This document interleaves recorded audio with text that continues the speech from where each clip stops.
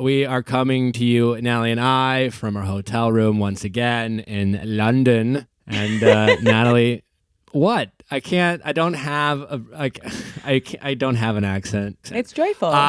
It's wonderfully terrible.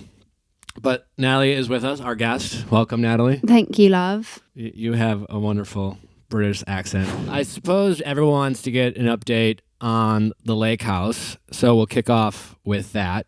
It was glorious. I think the coolest thing for me, seeing the lake house. So we drove up, and I was pretty nervous because I had not been there since I was like 10.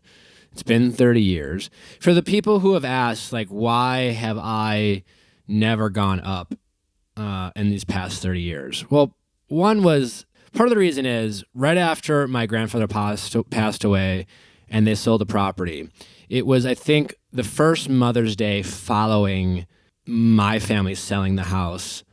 And for whatever, I think my mom wanted to go up and like see the house like for Mother's Day. So we drove up there as a family.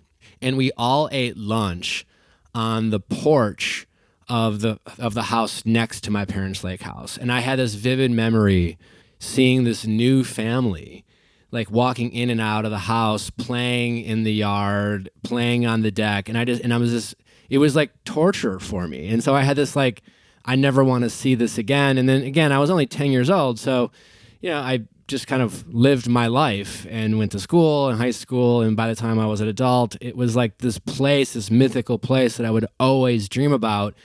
And it was like I just never wanted to go up and visit and see someone else enjoy the house. I mean, I think non-traditional relationships are going to become more and more popular as society breaks away from just more traditional forms of relationships, but I think you're going to have more failed attempts than successful attempts.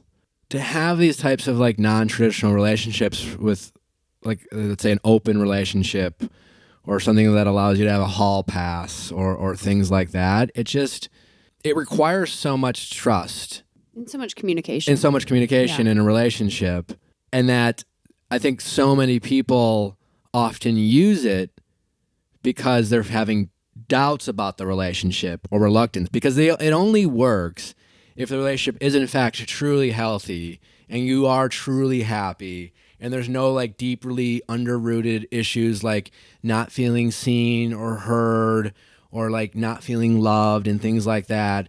And as a result of the problems in a relationship, you start wondering if there's something better, as many, people who have been in a monogamous relationship that ended, we've had those feelings of wondering, it's like, oh, could there be something better? How do I explore that? And it would, and I think a lot of people are going to incorrectly, use these non-traditional relationships as a way to try to like vet out their options while like not losing what they currently have. And I think for those who do that, it's going to be an absolute train wreck.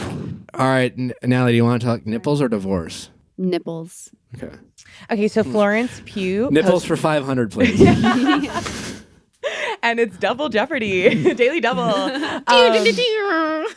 Thank you. Florence Pugh posted a photo of her at the Valentino fashion show in Rome. Absolutely stunning, wearing a sheer pink dress that displays her nipples.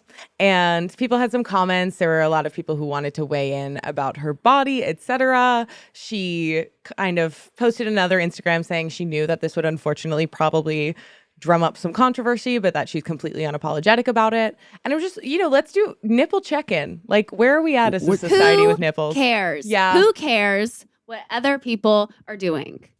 I don't feel like I'm allowed to have an opinion on this. Okay. I feel like it's definitely become a thing because I feel like as we've become more, like as people have pushed the envelope in terms of fashion and especially like at events of how much is revealed, it has become part of a conversation. Like Miley Cyrus, I think, went on The Tonight Show with Jimmy Fallon or something and wore like a jacket and didn't have a shirt on underneath but had to cover her nipple and like made a comment that, oh, well, everything else can show but not the nipple. Or I think of like Cara Delevingne, who was basically shirtless at the Met but had to do like pasties. And it's like funny because everything else can be revealed except for like that tiny area. Your areola.